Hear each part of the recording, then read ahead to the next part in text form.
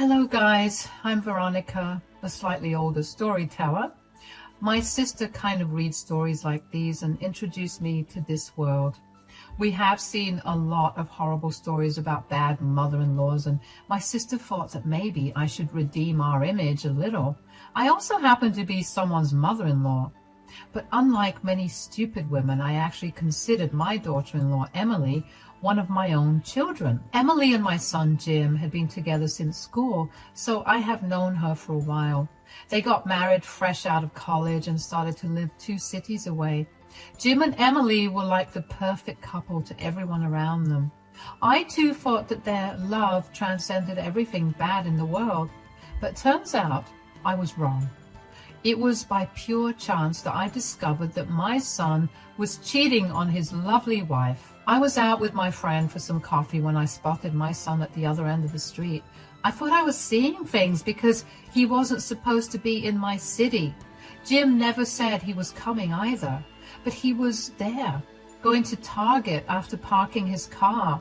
But what really shocked me was the fact that there was a woman and a young boy with him. I had never seen the woman before and didn't know who she was. I also had no clue why my son was holding her hand and carrying her son. They looked like a couple and were laughing about something. If anyone who didn't know Jim would see him then, they would think that Jim was married to the woman and the child was his. My friends, too, eyed my son suspiciously and asked me who she was. They knew Emily since they were there at Jim's wedding. All of them loved Emily and Jim like their own child, so they were surprised to see Jim with another woman. I was shocked at the sight that I didn't know what to do. After a while, I started to believe that my mind was playing tricks on me. But my friends, too, saw them and thought something was suspicious. My mind was a mess, so I decided to wait and see what happens next. I knew my son would have to come out of Target and go home, so I waited and tried to find a reasonable explanation of what was going on. When Jim finally came out of Target, he was still with the woman and child. They had shopped for a lot of things and were loading them into Jim's car. What happened next threw away all doubts of this being harmless. I saw the woman kiss Jim on the lips, and my son shamelessly returned it. At that point, I knew my son was cheating on Emily. I was furious with him and immediately called Emily to find out what was going on. I needed to tell her what I saw, that she could come to her own conclusions. I wasn't going to shield Jim just because he's my son. He was doing something immoral, and his wife absolutely needed to know. I called Emily and immediately was greeted by her saying, "Wait, is that you, Veronica?" "Yes, this is me, Emily." "Oh my God, I'm so happy to hear your voice. Thank God you're all right now. I have been so worried about you, Veronica." "Why were you worried about me, Emily? I'm fine." "It's good to know that you are fine now, Veronica. I know you hate it when people worry about you, but you know we can't help it. You are not making any sense, Emily. Why were you worried about me in the first place? What happened to me?" "Wait. You don't remember, do you? You had a stroke 2 weeks ago, right? I was really worried since you were not recovering well." I had no idea why my daughter-in-law thought that I was sick and had a stroke. No such thing happened, and I was as fit as a fiddle. Emily seemed genuinely happy when I called, and her concern for my health was genuine as well, so I didn't know what to think of what Emily said. Firstly, I needed to find out more and inform her that I never had a stroke. I said, "I think you're making a mistake, Emily. I didn't have a stroke. I'm completely fine. I don't know why you think I was sick." "What? You never had a stroke? But Jim told me that you were extremely sick. That's why he left 2 weeks ago to visit you and hasn't returned home since." "Oh my God, he told you that he was here for 2 weeks taking care of me?" "Yes, Veronica." What's going on? I'm confused now. You're saying that you were never sick, but Jim told me that you were? What's happening? My poor daughter-in-law was super confused, but I was able to put the pieces together to try and find out what was going on. The wheels started to turn in my brain, and I finally understood what was happening. Emily had no clue that her husband was lying to her and cheating on her. Jim had lied about my health and used it as an excuse to avoid suspicions. He was cheating on her with that woman while his poor wife had no clue. I was immediately disgusted and enraged at the same time. I said to Emily, "I think it is clear that Jim had been lying to you, Veronica. He lied about my health when I was perfectly fine." "But I don't understand. Why would he even do that? I know he lied to me, but I can't understand why." "My son lied to you to cover up something he did, Emily." "What do you mean, Veronica? What did Jim do?" "I'm very sorry to say this, but he's cheating on you, Emily." There was a very stunned silence on Emily's end. I was already feeling horrible for being the one to deliver the news to my daughter-in-law. Even though I know I did the right thing by telling her, I also felt guilty about ruining her day and her marriage. Emily remained silent for a while, and then said with a shaky voice, Are you sure, Veronica?" "Yes, unfortunately, I am sure, Emily." "How did you find out?" "I actually saw Jim with his affair partner a few minutes ago. I was hoping there was a solid explanation about why he was with some woman in my city, that too, without telling me. But I saw them kissing and knew that he was cheating on you." "Oh, God. This is all true, then. Jim is really cheating on me. Oh, my God." Emily absolutely broke down over the phone and cried her eyes out. My heart broke to hear her cry and grieve her marriage. She was hurt, and I could understand that. I had expected her to react this way, but hearing her cry for real was much more painful than you thought. My anger was rising against my son, and I wanted to slap the living crap out of him. I waited for Emily to calm down and comforted her to the best of my abilities. I was fuming at my son's carelessness and immorality and really wanted to teach him a lesson, but it wasn't the time and place for those thoughts right then. At that moment, my top priority was to calm down Emily and talk to her. I said, "You need to be strong, Emily. What my son did is absolutely horrible. I don't think he should be excused for this." "How could he do this to me, Veronica? I gave him my everything, and he just betrayed me. Where did I go wrong? I want to yell and scream at Jim. I really feel like hitting him." "That's not going to do you any good, Emily. You have to think about this rationally. Your marriage won't be the same anymore." "Marriage?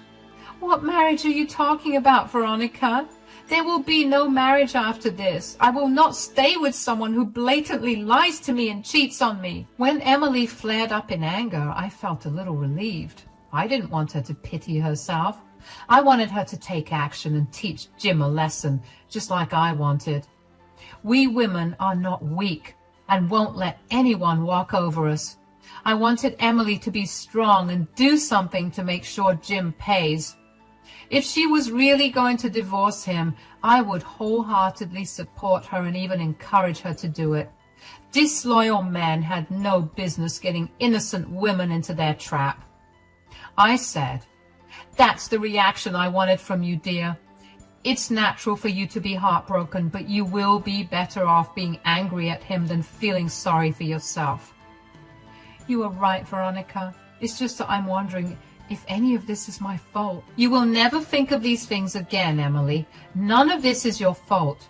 This is all Jim's fault. He should be the only one to blame. You have been nothing but a good wife to him."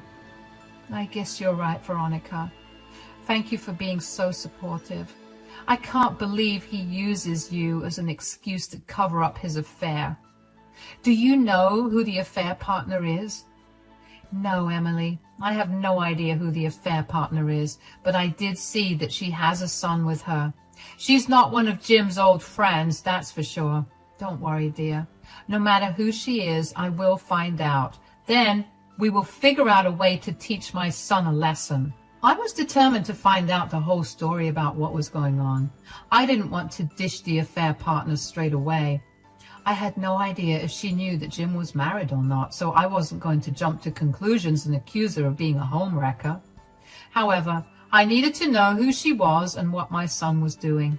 So I devised a plan and considered all possibilities and discussed it with Emily. I needed her to trust me if we wanted our plan to work. Since Emily loved me like her own mother, she agreed to let me do the investigation. The first thing I did after talking to Emily was to go home. Then I tried to calm myself down so that I could act normally around him. I called Jim and told him and said, "I know you're in my city, Jim. Don't try to lie to me." "Mom, I don't know what you're talking about." "I already warned you that I don't want to hear your lies. I saw you kissing some woman. You better come here and explain yourself before I call your wife and tell her what I saw." No, Mom, listen to me. I'm coming over right now. Please don't tell Emily anything. Please just hear me out. I'm coming to your place, Mom. Jim was frantic after knowing that he had been caught. I lied to him and made it seem like I hadn't told Emily anything. When I threatened him, he freaked out and told me that he would come over. And that's exactly what I wanted. I hung up on him soon because I was close to blowing up on him. My son reached my place in record time, and I was surprised he didn't get speeding tickets because of how fast he drove. I allowed him to come inside because I didn't want my neighbors to know all the dirty business my son was up to. There is no point in making a scene when I was trying to deal with this differently. Jim was nervous and looked like he was on the verge of tears. I sat down opposite to him and angrily said, "How on earth do you plan to explain yourself, Jim?" "Mom, I'm so sorry. I didn't mean for this to happen. It happened so out of the blue." "That's what all cheaters say, Jim. I need to know why you did it." "What can I say, Mom? Emily works long hours and I feel lonely, you know. She earns more than me and sometimes it makes me feel emasculated." I was shocked to my core to hear my son's reasoning. His reasons were just plain wrong and didn't justify his cheating at all. I don't know why he thought it would be a good idea to tell me this. Did he really think that I would support him after hearing his reasons? God knows what he was thinking back then. But I can tell you what I was thinking. I was thinking of ways to calm myself down so that I wouldn't reach out and slap my son. Again, that would jeopardize everything because I needed my son to feel comfortable enough with me to tell me everything. I still said in an angry voice, "So, instead of seeking help for your problem or talking it out with your wife, you decided to cheat on her with a homewrecker?" No, Mom. You're wrong about Sandra. She is not a homewrecker. She's having an illicit affair with a married man. How can you say she's not a homewrecker? Mom, she has no idea that I'm married. She's a decent woman who's struggling with her son. So being with her was actually an ego boost for me. I felt like a man because I was taking care of a poor widow with a son. I don't feel emasculated when I'm with her.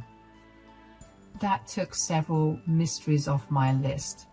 I finally found out the name of Jim's affair partner and his motivations for cheating. I also found out that the woman didn't know about Jim being married. Now, I even felt bad for Sandra while getting madder at Jim.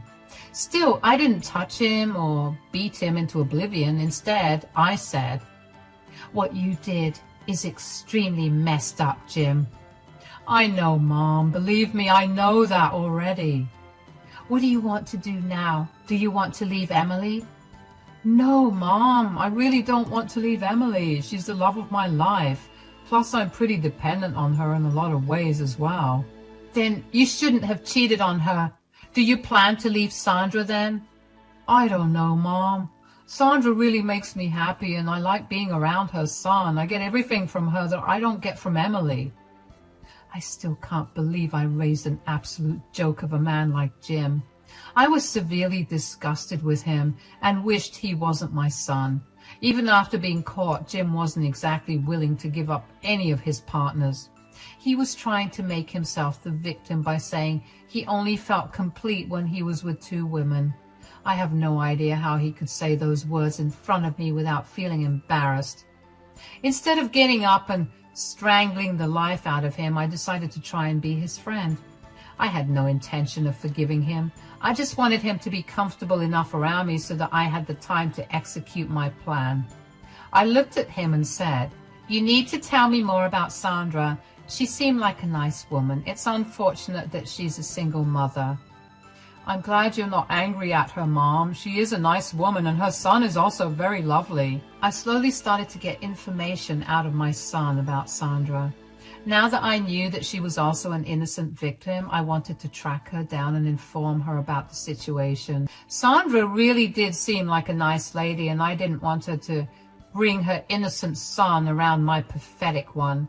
So I gathered as much information as I could from Jim. Then I said, "You're right, Jim. Sandra sounds like a good woman, but Emily is a good woman too. You're playing a dangerous game, Jim. You need to stop this before it gets out of hand." "I'll figure something out, Mom, but please don't tell Emily anything right now. She will be devastated." "I agree about that, Jim. She will be devastated. Don't worry. I won't tell her. But you need to be careful and make sure you don't mess anything up." "I will be careful. Thank you so much for understanding me, Mom. I don't know what I would do without you. I'm happy that you at least gave me a chance to make things right."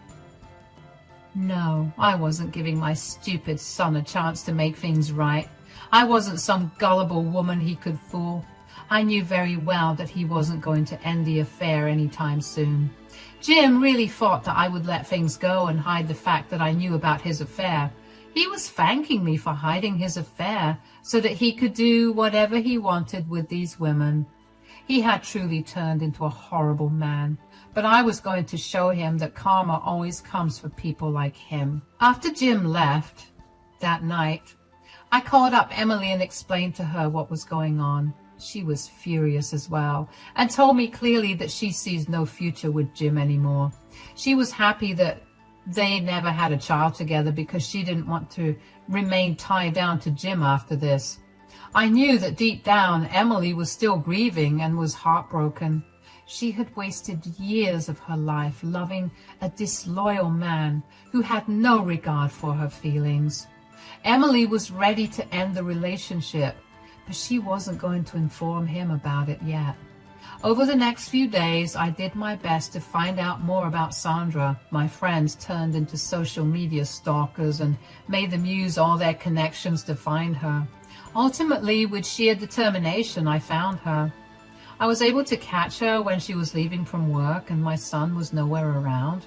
I introduced myself to her and she surprisingly recognized me. Then the two of us went to a cafe and sat down to talk. I said, "Sorry for this impromptu meeting, Sandra. I really needed to talk to you. But before that, I need to know something. I'm a little curious about how you recognize me." "Oh, I've seen your picture, Veronica. Jim has shown me pictures of everyone in his family. We've been dating for a year now, and I know it's not a long time, but we are pretty serious about each other. I really like him, and even my son gets along well with him." "I don't think that's a good idea, Sandra. I understand that you and your son get along with Jim pretty well, but I'm sorry to tell you that you're making the wrong decision." "What? What do you mean, Veronica? Do you have a problem with me? I know a lot of people don't want anyone else's child in their family, but Jim loves my son, and, oh God, it's not that, Sandra. Why do you think I'm telling you to back off because of your son?" It's just that, well, Jim told me that you have a problem with me having a son. He said that you don't want to have a grandchild who's not related to you, and that's why we never met each other. I couldn't believe the audacity of my son. He used me once again to cover up his affair. This time he painted me to be some sort of monster who didn't want a single mother as her daughter-in-law. It was just bizarre. And slowly I felt like I didn't even know my son anymore. He gave 2 different stories to his 2 partners and used me to cover up his affair. I was thoroughly disgusted with Jim, and my anger was at its peak. Sandra must have sensed the shift in my expression because she looked uncomfortable. I said to her, "You are thoroughly mistaken, Sandra. I don't know why my son used me as a scapegoat, but trust me, it isn't what you think." "Really, Veronica? You didn't refuse to meet me because of my son?" "No, Sandra, it's not like that at all. I didn't meet you because I never knew about you, dear." "What? How can that be possible? Did Jim never mention me?" "No, Sandra. Jim never mentioned you. I learned about you a few days ago when I saw you 2 at Target." "But why didn't Jim tell you about me? He told me a very different story." It was then that I decided to put the poor girl out of her misery. I felt like the world was angry at me or something. Within a month, I was telling 2 people that their partners were cheating on them. It was hard, especially since both Emily and Sandra were innocent parties. Still, it had to be done. I gathered myself and said, "Listen to me, Sandra. I will tell you what the matter is. You said that my son showed you pictures of his family, right?" "Yes, he showed me pictures of everyone." "Did he show you pictures of his wife as well?" "What? What are you talking about? What wife?" "I'm sorry to tell you this, but Jim is married, Sandra. He has a wife living in a different city. He had been cheating on her with you." You can only imagine what followed next. Sandra absolutely broke down crying right in front of me. The poor girl was seriously in love with Jim and was dreaming about marrying him fairly soon. Her son was also involved in the equation, and the poor girl was blaming herself for putting her son in such a horrible situation. I sat there with her and comforted her like she was my daughter. The girl had no one and depended on Jim for emotional support. Now she discovered that the man she loved was a fraud and a cheater. She was devastated. I told Sandra exactly what I told Emily. She needed to be strong and make sure Jim suffered for what he had done. I told her the little plan I had in mind, and she was instantly convinced to help us. She wanted to confront Jim, but agreed to do it our way. That day, she even talked to Emily on the phone at my insistence. The girls had a nice venting session, talking trash about Jim and forming our plan.